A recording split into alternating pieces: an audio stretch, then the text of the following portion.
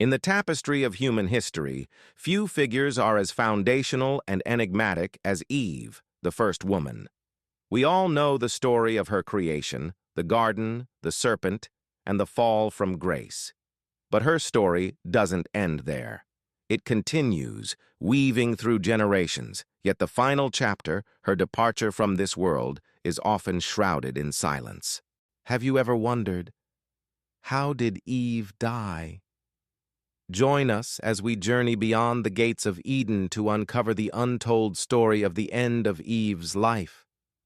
To understand Eve's death, we must first understand her life after Eden. The world she and Adam entered was vastly different, a world of toil, struggle, and mortality. The promise of death, once a distant concept, was now a certainty. According to ancient texts like the life of Adam and Eve, they built a new life, tilling the soil and raising a family. They had numerous children, including Cain, Abel, Seth, and many others who would populate the earth. Imagine Eve, the mother of all living, witnessing birth, joy, sibling rivalry, and the profound sorrow of losing a child when Cain killed Abel. This was the first human death, a brutal lesson in the consequence of their exile. It must have been an unimaginable pain, a wound she carried for the rest of her days. As centuries passed, Adam and Eve grew old. The life of Adam and Eve, also known as the Apocalypse of Moses, gives us a moving account of their final days. It describes Adam, feeling his end was near, gathering all his children and grandchildren. He wanted to bless them and share his final words. In this account, Adam recounts his life, his regrets, and his enduring hope in God's mercy. Eve was right there by his side, a partner in life and now a partner in facing its end. According to these texts, Adam fell ill. Eve, filled with sorrow, prayed, "O Lord my God, transfer his pain to me, for it is I who sinned." This is a powerful moment. After all those years, Eve still carried the weight of her choice in the garden, believing she was the cause of all their suffering. Her love for Adam was so profound that she was willing to take on his final agony. But Adam comforted her, reassuring her that his time had simply come. He passed away at the age of 930, as mentioned in the book of Genesis. The heavens themselves seemed to mourn. Angels descended to prepare his body for burial, a celestial funeral for the first man. Eve was now alone, the first widow. She had outlived her partner, the only other person who truly understood what it meant to have walked in Eden. How must she have felt, standing at the dawn of humanity, now witnessing its first natural sunset? The life of Adam and Eve tells us that her grief was deep. She lived for only a short time after Adam's death.